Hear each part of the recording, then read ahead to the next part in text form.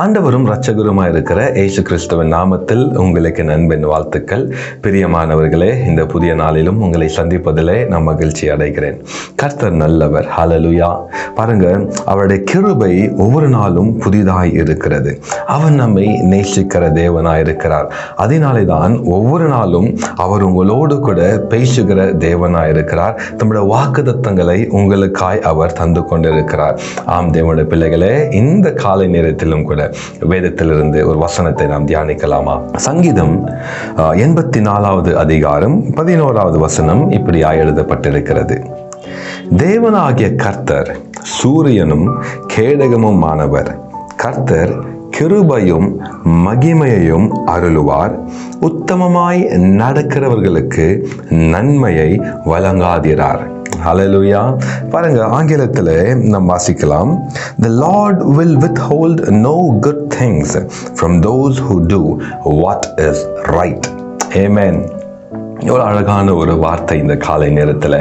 அப்போ வேதம் சொல்லுகிறது, உத்தமமாய் நடக்கிறவனுக்கு நன்மை வழங்காதிரார்.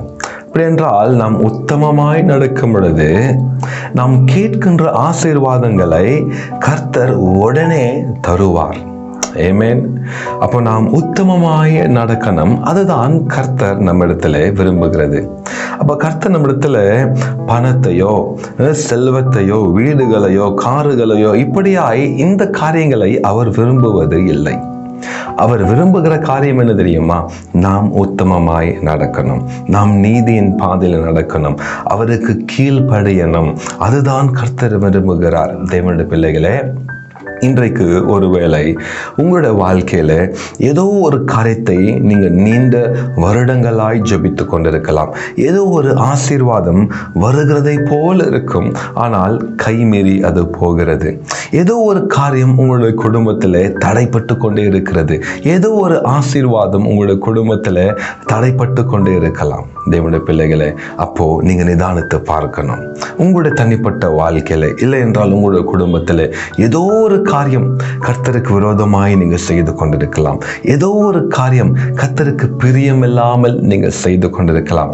அப்படியாய் நீங்க செய்து கொண்டிருப்பீர்கள் என்றால், நீங்கள் எவ்வளவுதான் ஜெபித்தாலும், எவ்வளவுதான் நீங்க உபவாசம் இருந்தாலும், நீங்கள் கேட்டுக்கொண்டிருக்கிற இந்த ஆசீர்வாதம் ஒரு நாளும் உங்களுக்கு வராது.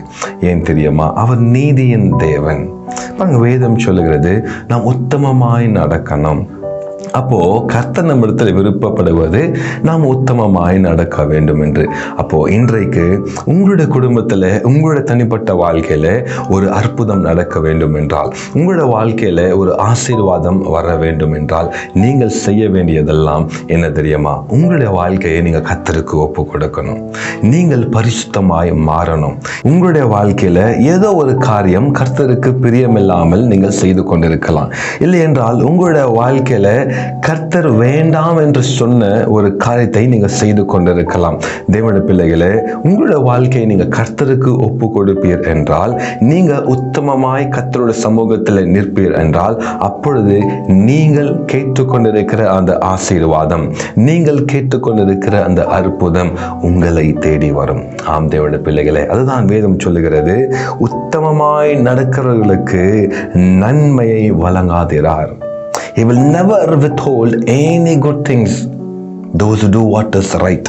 அப்போ இன்றைக்கு நீங்க நீதியின் பாதையில நீங்க நடக்கும் பொழுது, நீங்க உத்தமமாய் நடக்கும் பொழுது, கர்த்தருக்கு நீங்க கீழ்ப்படியும் பொழுது, தேவனுடைய பிள்ளைகளே, ஒரு நன்மையும் உங்களுடைய வாழ்க்கையில தடைப்படாது. எல்லாமே கர்த்தர் உங்களுக்கு அருளுவார். நீங்க செய்ய வேண்டியதெல்லாம் கர்த்தருடைய வழியில நடக்கணும். உங்களுடைய வாழ்க்கை கர்த்தருக்கு நீங்க ஒப்பு கொடுக்கணும். அப்படி நீங்க ஒப்பு கொடுத்து பாருங்க, உங்களுடைய வாழ்க்கை அற்புதமாய் மாறிவிடும். நீங்க கேட்கிற எல்லா நன்மைகளும் உங்களை வந்து சேரும். நாம் ஜெபிக்கலாமா?